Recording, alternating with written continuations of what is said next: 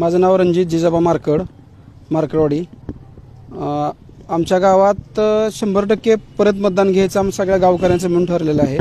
तसं तहसीलदार साहेबाला आम्ही निवेदन दिलेलं आहे. बॅलेट पेपरवर आम्ही मतदान घ्यायचं सगळेजण म्हणतोय आम्ही.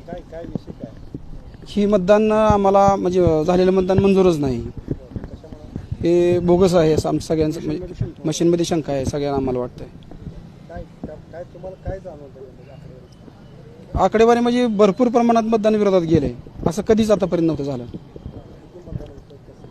मतदान 1900 पोल झालं तर सरासरी एक 300-400 मतदान विरोधात जायला पाहिजे होतं. ते त्याच्या विरोधात झालं. जवळजवळ 1000 मतदान तिकडे विरोधात गेलं आणि 800-850 मतदान आम्हाला मिळालं. 850.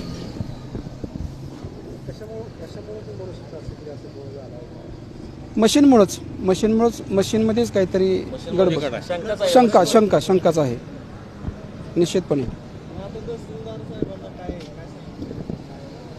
की आमच्या गावास्वरूपी गावांतर्गत आम्ही लोकवर्गण करून आमच्या गावचं मतदान आम्ही करणार आहे बॅलेट पेपरवर असं निवेदन बी आम्ही दिलेलं आहे. मी माझी आई सरपंच पुत्र मी.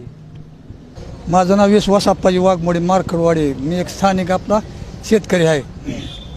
तर आमच्या गावात साधारण 24पैकी 1900 काय पोल झाले. 1905 पोल झाले. तर शंका अशी वाटते की मशीनमध्ये काहीतरी गडबड असली पाहिजे की आम्हाला विरोधकाला एवढं मतदान जाते 1000 किती 3 आणि चेअरमन साहेबाला 850. मग ह्याच्यासाठी आम्हाला फिर निवडणूक आम्ही घेऊ शकणार आहे.